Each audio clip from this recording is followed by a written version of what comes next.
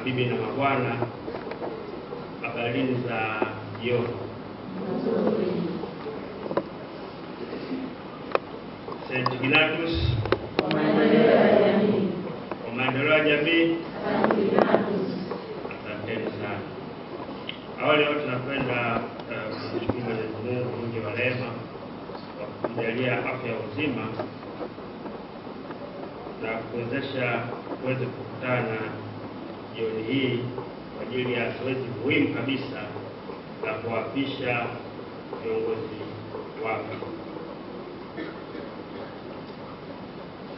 Kwangu nitakuwa na machache sana kwa sababu mengi yamesemwa na ndugu mwenyekiti, kaongea mambo mengi sana.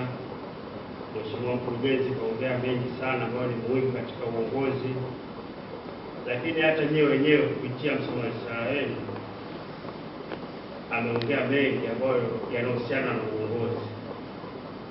Sasa siwezi, kwa sababu wengine na kuweza kuongea kiasi, siwezi nikapita hivi niseme jambo, lakini mengi yameongewa na nitakuwa narudia, lakini napenda tu kutia na mnaelekea wapi.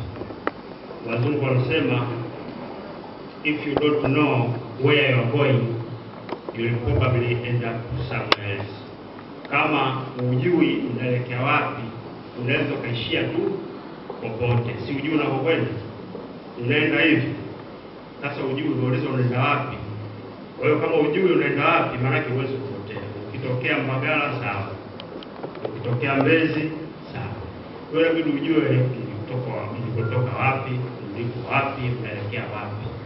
Amezungumzia kuhusiana na matendo ya huruma. Kama ni asili ya chama chenu ni hivyo, basi muendeleze hayo, kwa sababu hata neno lenyewe St. Ignatius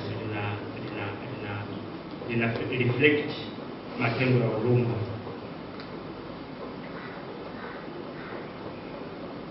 Jambo lingine alizungumzia kuhusiana na sifa ya uongozi, ni kushawishi. Mjitahidi kushawishi chama chenu kiweze kukua zaidi na zaidi.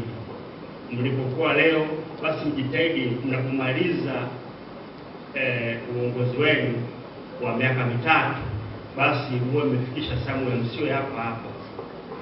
Kama mlikutwa hapa alafu baada ya miaka 3 mko hapa, kwa kweli inakuwa ni jambo baya sana katika uongozi wenu. Jitahidini muweke alama. Hata leo ukimaliza miaka 3, watu waseme kwamba kwa kuna mtu fulani alifanya 1, 2, 3.